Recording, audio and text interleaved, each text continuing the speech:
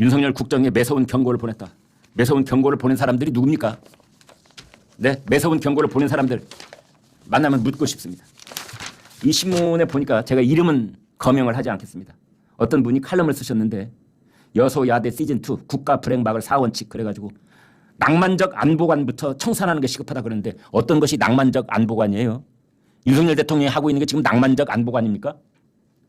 북한으로부터 삶은 소대가리 소리 들으면서 북한에 6번에 걸친 핵실험을 허용하게 한 그러한 정권이 낭만적 안보관 아닌가요? 우리가 뭐 중재자가 될 수가 있고 뭐 우리가 운전석에 앉아가지고 뭐 트럼프 데려오고 김정은 데려오고 판문점에 가서 사진 찍는 쇼하고 뭐 중국에 가서 혼밥을 뭐 7끼 11끼 먹더라도 뭐 그렇게 해서 굴욕적인 외교를 하는 그게 낭만적 그런 외교 아닌가요?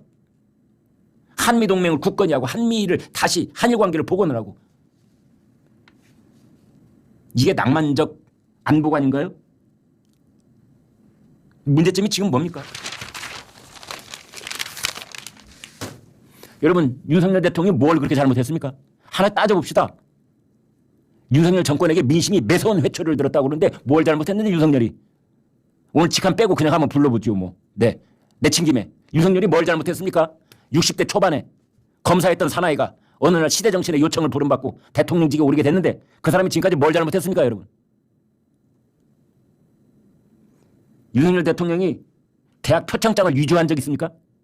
윤석열 대통령이 기업으로부터 몇백만 달러 아니 몇백억 뇌물 받은 거 있습니까? 윤석열 뇌물 받았어요? 대학 표창장 위조했어요? 윤석열 대통령이 여배우하고 스캔들 일으켰습니까? 옥수동에 사는 무슨 여배우하고 맨날 가서 밤자고 그러면서 그 집 연탄이 떨어지는지 뭐 전기세를 제대로 내고 있는지 그런 거 살피지 못해가지고 두고두고 엉망소리 듣는 그런 스캔들 일으킨 적 있습니까? 윤석열 대통령이 술 좋아하는 게 문제라고요? 그 나이에 약주 한두 잔 아는 사람이 있어요? 어쩌라고? 일 다 끝난 다음에 저녁에 술 한잔 하는 걸 가지고 그리고 대통령 저기 전에 다 알았잖아요 그거. 윤석열 대통령 일 끝나면 한잔 한다고. 한동훈은 한 잔도 못하지만 윤석열 대통령 친구 만나면 한 잔씩 한다고. 그거 몰랐던 겁니까? 우리나라에서 저녁 일과 다 끝나고 저녁밥 먹을 때 반주 한잔 하면 이게 불법이에요? 윤석열 대통령이 지난 2년 동안 어마어마한 정책 실패했습니까? 소주성 해가지고 갑자기 나라의 수레바퀴를 거꾸로 막 돌렸습니까? 말이 수레를 끌어야 하는데 수레 보고 말 끌게 해가지고 전 세계적으로 비웃음 사는 그런 경제정책 했나요? 윤석열 집권 2년 동안에 강남에 있는 집값이 2배로 뛰어오르는 미친 집값으로 날개 달고 공중을 날아다니고 있으니까 지금? 탈원전 해가지고 완전히 외국에 가서 우리 원전 팔아먹느라고 세일하고 다니고 국내에 돌아서는 뭐 바닷가에 부는 바람에 팔랑귀에 돌려가지고 전기 일으키자 해가지고 엄청난 돈 들여서 투자해놓고 그것 때문에 나오는 전기는 하나도 없고 그리고 농가 뭐 저 지방 산 논 한바닥 호수 한가닥에 뭐 태양광 발전이다 해가지고 그 환경 파괴는 다 해놓고 저름에 비 오면 막 산이 무너져 내리고 뭐 그런 거 했습니까? 탈원전 해가지고 우리나라가 전 세계적으로 가장 앞서 있는 그 원전 발전의 그런 원전 발전의 그 놀라운 첨단 기술과 생태계를 가지고 있는데 그걸 일거에 망가뜨리는 그런 잘못을 저질렀으니까 윤석열이가?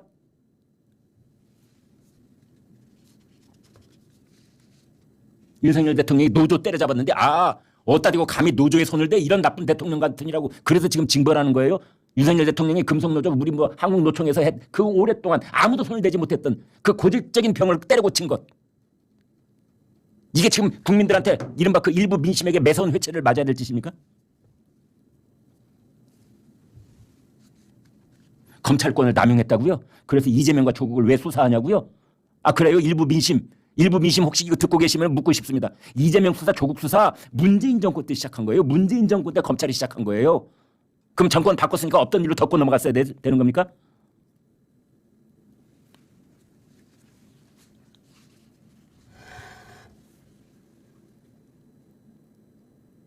조국이라는 사람이 선거판에 3월 초에 뛰어들면서 문재인 정권 무도한, 무능한, 무짜돌림 이 얘기를 자꾸 꺼내면서 조기 종식을 시켜야 되고 200석으로 탄핵을 해야 되고 이런 말들에 일부 민심이 중독이 된 것 같습니다. 제가 보기엔. 제가 오늘 아침에도 어떤 분한테 물었습니다. 조국이 동양대 총장의 표창장을 위조한 그 손으로 국민들 앞에 머리를 쓸어 넘겨서 표를 호소했는데 이게 어떻게 현역 금배지 12개를 거기다 안겨줄 수가 있느냐? 그랬더니 그분이 그렇게 이야기를 하더라고요. 우리 국민이 오해하는 것 같다. 무슨 오해입니까? 그랬더니 조국이 죗값을 치른 걸로 오해한대요. 왜? 조국 사태가 터진 것이 2019년이거든요. 5년 됐습니다. 5년. 5년 동안 우리 국민들은 정말 조국 때문에 너무너무나 피곤한 겁니다. 피로 증세가 보통이 아니에요. 우리가 조국을 거의 잊었었거든요. 이제 사법부가 최종적인 판단만 하면 되는 걸로. 그런데 어느 날 갑자기 조국이 나타난 겁니다. 여러분 우리 중앙정치에 조국이 계속 옆에 있었던 게 아니에요. 조국은 잊혀진 인간이었습니다. 조국의 강을 건넜다.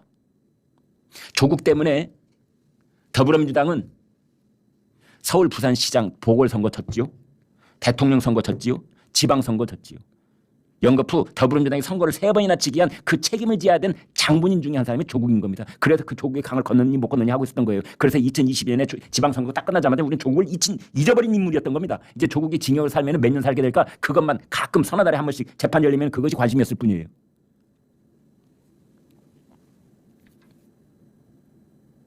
그런 조국이 나타나가지고 한 달 전부터 조기 종식, 대통령제 국가에서 정권을 조기 종식시킨다는 것은 누누이 말씀드리지만 몇 가지 방법밖에 없는 겁니다.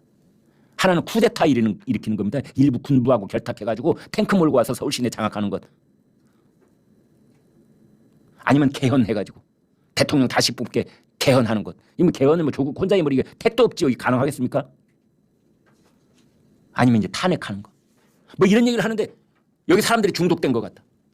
그 조국이 맨날 언론에 의해서 비판받고 그 다음에 검찰에 수사받고 그 다음에 1심 선고 나오고 2심 선고 나오니까 국민들이 일부 민심이 착각하기를 죗값을 치른 걸로 착각을 했다는 겁니다. 저는 매우 일리 있는 분석이라고 봅니다. 제가 아는 사람 중에서도 나중에 고백하기를 이번 선거에서 조국 찍었다는 사람 많습니다. 그러니 20 몇 %가 나온 거겠지요. 그러니 12석이 나온 거겠지요.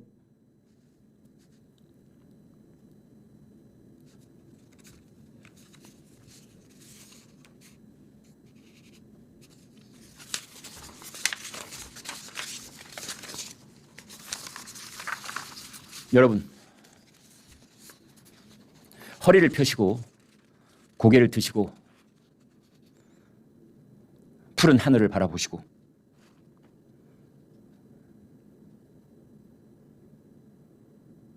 여러분은 그동안 밤잠을 못 이루시면서 나라의 앞날을 걱정을 하시고 무튼 선진국 문턱을 막 넘어선 대한민국이 더욱더 번창하고 문화적으로 강성한 나라로 거듭나기 위해서 어떤 위정자들이 국가를 이끌어야 되는지 그 문제를 항상 노심초사하신 그러한 죄밖에는 없는 겁니다.